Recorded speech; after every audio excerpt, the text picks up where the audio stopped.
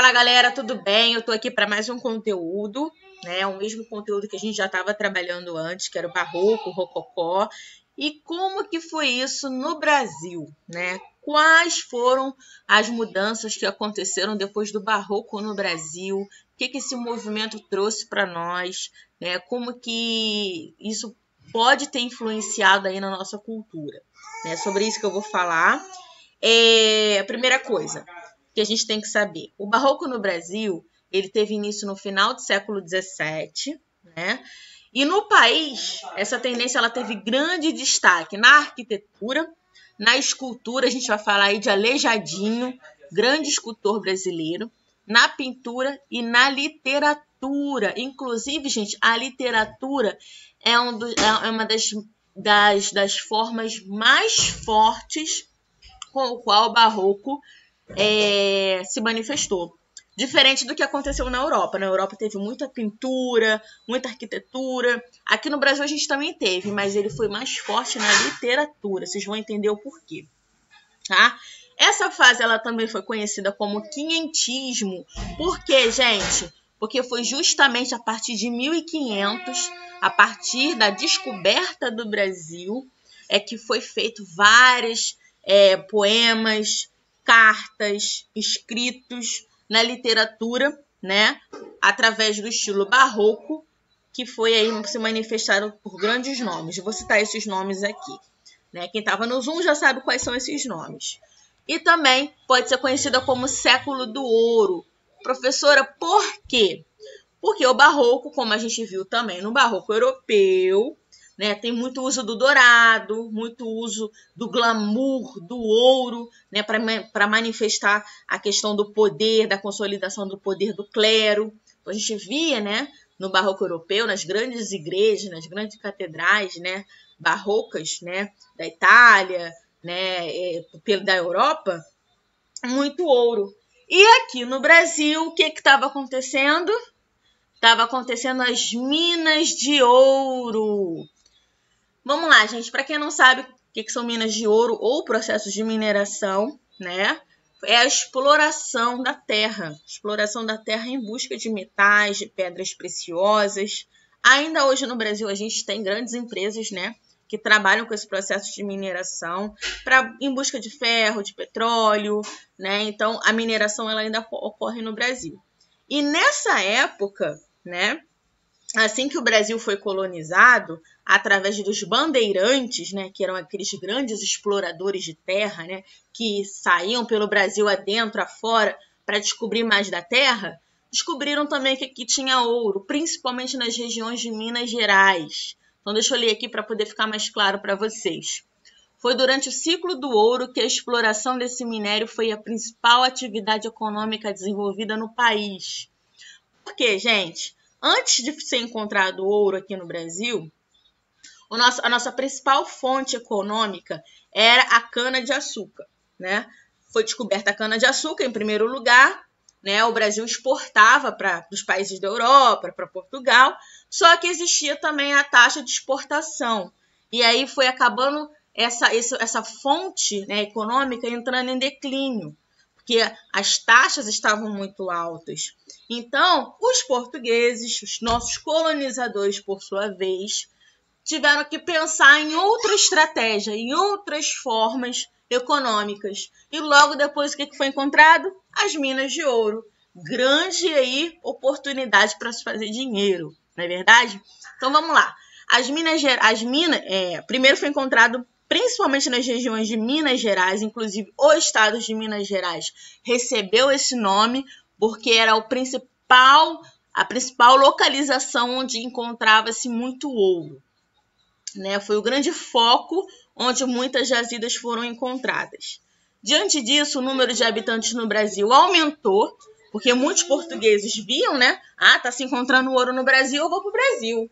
Saíam das suas terras, né, portuguesas, e vinham para o Brasil também para fazer dinheiro. Então, houve um grande número de habitantes no Brasil. Fora os indígenas, né, que eram aqui os habitantes da nossa terra. E o que propiciou também forte desenvolvimento econômico no país. Foi justamente nesse período que acontece o quê? A chegada do Barroco, E o barroco precisava-se de quê? Para mostrar o seu glamour, o seu poder? De ouro. Então, uma coisa levava a outra.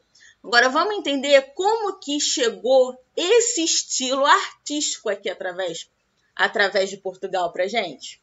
Primeiramente, chegou através dos jesuítas, né? Eu até peguei aqui prints, né, de um vídeo. Tem um vídeo muito bacana que é do Descomplica, né? Que trabalha-se muito através de mapas mentais, de desenhos. Então, eu peguei aqui, copiei algumas partes desses vídeos, né? Para poder ficar mais fácil aí, para eu passar esse conteúdo para vocês.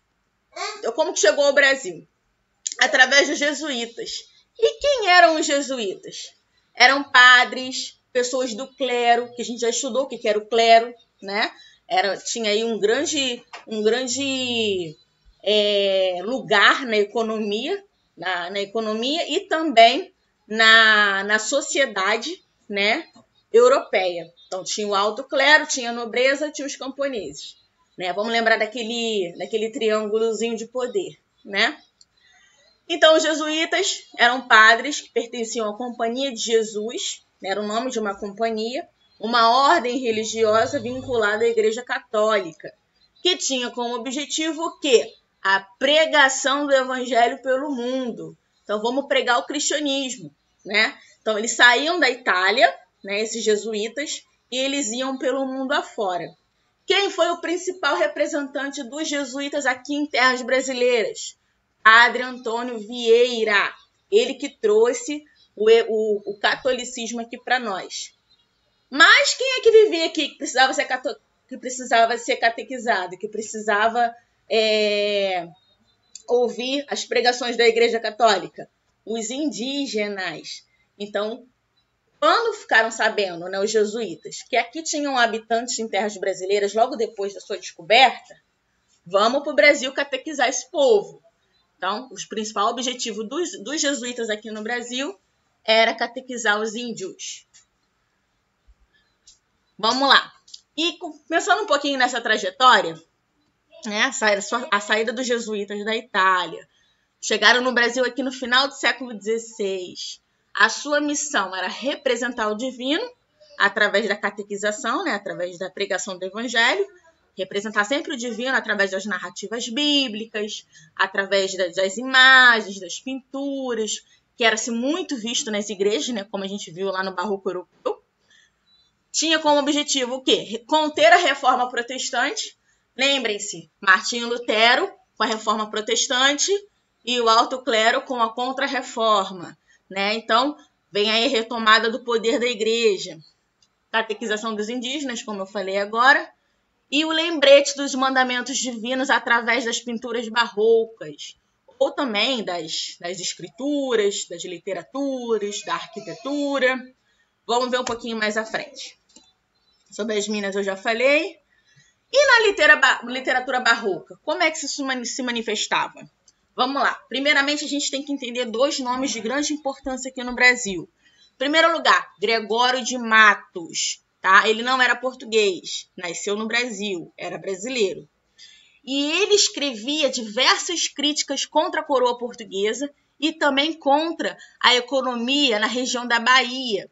E escrevia sátiras. Mas, professor, o que são sátiras? Sátiras são poemas, ou também chamados de poesias, com jogo de palavras. Não entendi, professora? Então, vamos ler essa parte aqui, que vocês rapidinho vão entender. Olha lá. O todo sem a parte não é todo. A parte sem o todo não é parte. Mas se a parte o faz sendo parte, não se diga que é a parte sendo todo. Isso aqui é uma das grandes poesias de Gregório de Matos, né? E esse jogo de palavras chama-se sátira, né? Que é essa forma, né, de escrita. Então, Gregório de Matos, grande poeta brasileiro, não pôde ter suas publicações ainda no período, né, de vida. As suas publicações vieram 300 anos depois. Por quê? Ele era considerado como boca do inferno, falava o que pensava, fazia grandes críticas e, como ele não podia, né, se mostrar para a coroa portuguesa por meio de perseguições, poderia sofrer perseguições, ele não podia fazer suas publicações, né, de forma muito clara, de forma muito objetiva. Então, inclusive, as sátiras ele escrevia porque era uma forma dele escrever sem estar muito claro para a coroa portuguesa, né, para o governo, os nossos colonizadores, o que ele pensava, as suas críticas. Por isso que ele trabalhava com jogo de palavras, né, para não deixar muito claro aquilo que ele queria falar. Junto com ele também, Padre Antônio Vieira, que foi o nosso grande jesuíta aí, né, o principal líder dos jesuítas. E como que ele escrevia? Através da argumentação e persuasão. Professora, eu não sei o que é argumentação. Vamos lá. Quer sair para uma festa, né? A festa vai acabar tarde. Aí tu pede para os teus pais. Mãe, pai, eu preciso para essa festa. Primeira resposta que você tem? Não. Ah, mas meu pai, todo mundo vai. A escola toda vai. É perto. O que você está usando? Você está usando de uma argumentação para convencer os teus pais que você precisa ir. Então, a argumentação, gente, é uma forma de convencimento do outro sobre aquilo que você quer ou sobre aquilo que você pensa. Então, Padre Antônio de Vieira, ele usava de argumentação e persuasão para catequizar as pessoas, né? Através do jogo de ideias. Então, até botei aqui em negrito. Enquanto Gregório de Matos trabalhava com jogo de palavras, Padre Antônio Vieira trabalhava com jogo de ideias. Vamos lá, vamos ler o que Padre Antônio Vieira deixou escrito aqui pra gente também? É uma parte do Sermão Homem. Humildade, essencialmente, é o conhecimento da própria dependência, da própria imperfeição e da própria miséria. É isso que ele está falando a respeito do homem, que somos imperfeitos e somos miseráveis, né? Então, somos o quê? Dependentes de uma figura divina, que é o próprio Deus. Então, através da argumentação, ele vai tentar catequizar o povo, né? Como que trabalhavam os dois? A gente pode dizer que Gregório de Matos, através do jogo de palavras, ele trabalhava com metáforas, né? O que é uma metáfora? É uma forma de linguagem em que você realmente não vai falar aquilo que você pensa de uma forma muito clara. Por exemplo, quando eu digo assim, você está fazendo uma tempestade num copo d'água. Realmente você está fazendo uma tempestade num copo d'água? Não, é uma figura de linguagem. Então, eu estou utilizando de quê? De uma metáfora. Uma forma de dizer que você foi exagerado, mas eu preferi usar uma metáfora. Então, isso aqui eu posso chamar de cultismo. É uma literatura cultista, vai trabalhar com formas cultas de figuras de linguagem, através de uma linguagem rebuscada. Enquanto Padre Antônio de Vieira trabalha com paradoxos, que é a vinculação do homem com a natureza, a comparação do homem com a natureza. Ele vai trabalhar com a lógica e com a teoria, tá? Então tá aí, gente, um breve resumo sobre a literatura barroca brasileira, grandes nomes da nossa literatura. Não se esqueçam, Gregório de Matos, brasileiro, trabalhava com jogo de palavras. Padre Antônio Vieira, jesuíta, trabalhava com jogo de ideias. Vamos para o próximo slide?